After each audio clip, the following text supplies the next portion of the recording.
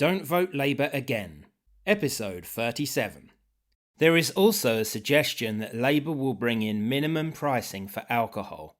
The wags among you will be saying you'd prefer maximum pricing, given how expensive drinks are already. Again, health and financial cost to the country is the justification given. It is claimed alcohol-related problems cause 10,000 deaths a year and cost the country £27 billion a year.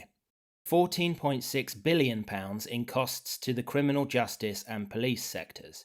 £5 billion is lost to the economy in productivity, time off work, etc. £4.9 billion is cost to the NHS, accounting for 2.8% of NHS total spend. £2.9 billion is cost to social services. From the alcohol industry, £12.6 billion in tax revenue was brought in last year.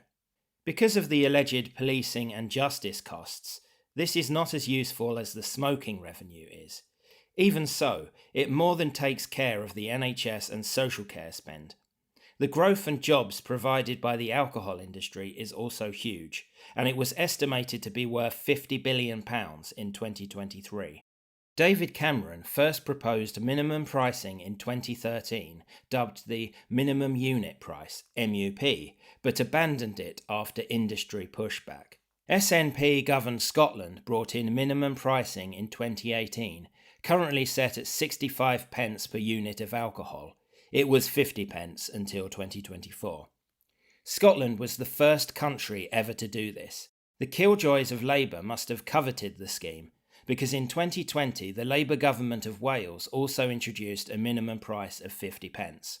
The Labour-controlled Durham Council brought in such a scheme, being able to use such powers under the Licensing Act, and Sunderland Council is also considering it. Minimum pricing only applies to retailers and outlets selling drinks to the public, and would not apply to businesses purchasing drinks from the manufacturers. An average pint of beer has 2.84 units of alcohol, thus would need to cost at least £1.85.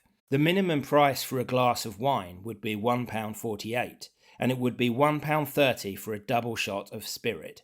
In a shop, an average 500ml bottle of beer would need to cost £1.63, a 75 centilitre bottle of wine £6.34, and a 70 centilitres bottle of spirit £18.20. You can argue that with current pub prices, drinks are always way more than £1.85, so it won't make any difference. It would be rather more financially damaging for consumers of shop alcohol. On the other hand, you could argue there is already a minimum price set by strength-based alcohol duty, and an extra law would be arbitrary. In August 2023, Sunak and Hunt changed the duty regime so it took into account the strength of particular drinks per litre. Before, it was a series of blanket rules for types of drink, with inconsistencies allowing for cheap, high-alcohol beverages. The new regime targeted the higher strength drinks, which is probably why you see so many low alcohol options these days. It also made a distinction between drinks served in pubs and drinks sold in shops, allowing a slightly discounted draft price for lower strength drinks in pubs. Overall, alcohol duties increased by about 10%. In a pub, the duty on an average pint is 54 pence. A glass of wine has 44 pence levied, and an average double shot of spirit costs 38 pence in duty. In a shop, a 500ml bottle of beer requires 53 pence in duty, a 75 centilitre bottle of wine incurs £2.78, and an average 70 centilitre bottle of spirit has £8.86 levied. VAT of 20%, the real kicker, is also applied. Let's say a 5% strength pint of beer costs £6. 54 pence of that is alcohol duty, £1.20 is VAT, £4.26 is left for the publican, into which you have to factor the trade cost of the beer. This includes the duty the producer or importer has paid, which is passed on to the publican. Also, you must factor in all of the landlord's business expenses, staffing, energy, business rates, income tax, etc. Some industry spokesmen claim they are only making 12 pence profit on each pint. Given my calculation above, I am sceptical of this, but certainly the margins are being squeezed to testing point.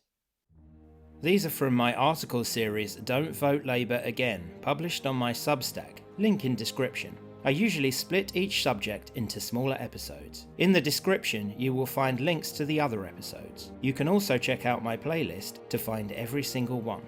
Please support me in my work by subscribing to this channel, subscribing free to my Substack, and by liking and sharing. Thank you very much, and I'll see you again soon as we plumb the depths of this dreadful government.